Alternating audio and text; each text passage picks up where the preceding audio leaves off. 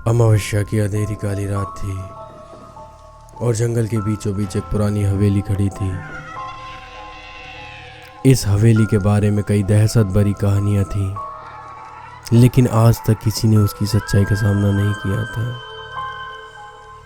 हवेली के दरवाजे पर एक टूटी हुई तख्ती लटकी हुई थी, जिस पर बड़े बड़े अक्षरों में लिखा था, यह मौत का निवास है। राहुल और उसके कुछ दोस्त इस चेतावनी को नज़रअंदाज करते हुए हवेली में दाखिला लेते हैं। उनके कदमों की आवाज़ सुनसान हवेली में गूंज रही थी। वे चारों डर और उत्साह के मिश्रण से भरे हुए थे। राहुल के दोस्तों ने उससे कहा था कि यह महज अफवाहें हैं, लेकिन राहुल को भीतर ही भीतर एक अजीब सा एहसास हो रहा था, जैसे उसे कोई देख रहा है। जैसे ही वे हवेली के अंदर जाते हैं, दरवाजा अपने आप बंद हो जाता है। राहुल ने तेजी से मुड़कर देखा, पर वहां कोई नहीं था। उसके दोस्तों ने उसे हवा का झोंका समझकर हंसी में उड़ा दिया, लेकिन राहुल का दिल तेजी से धड़कने लगा। वे सभी धीरे धीरे हवेली की जर्जर दीवारों में चलते हुए एक बड़े से हॉल में पहुंच जाते हैं, जहां हर कोने में धूल और मकड़ियों के जाले थे। तभी अचानक एक तेज चीख सुनाई दी। सभी चौंक कर इधर उधर देखने लगे, लेकिन वहां कोई नहीं था। एक पल के लिए सन्नाटा छा गया।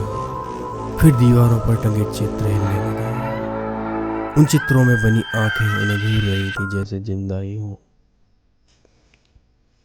राहुल ने अपने दोस्तों से कहा, हमें यहाँ से निकलना चाहिए, यह जगह सही नहीं लग रही है।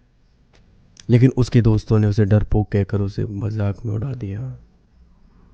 तभी और भयानक चीख के पूरे माहौल को कपा दिया। अभी समझ चुके थे यहाँ कुछ गलत हो रहा है। हड़बड़ाहट में वे भागने लगे, लेकिन हवेली की गलियां अजीब तरह से बदल रही थीं। वे जिस रास्ते से आए थे, अचानक से वो कहीं गायब सा हो गया।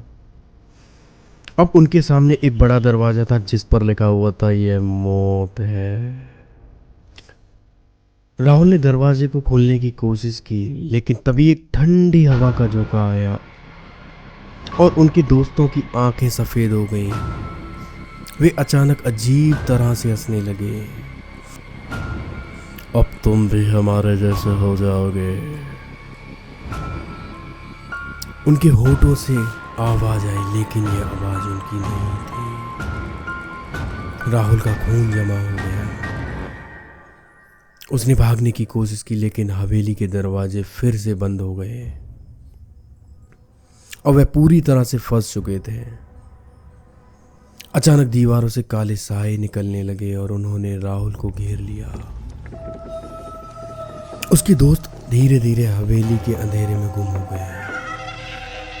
राहुल के कानों में बस एक ही आवाज गूंज रही थी, तुम यहां से कभी नहीं निकल पाओगे। उस रात के बाद कोई भी राहुल और उसके दोस्तों को दोबारा नहीं देख पाया। हवेली के बारे में नई कहानियां फैलने लगी।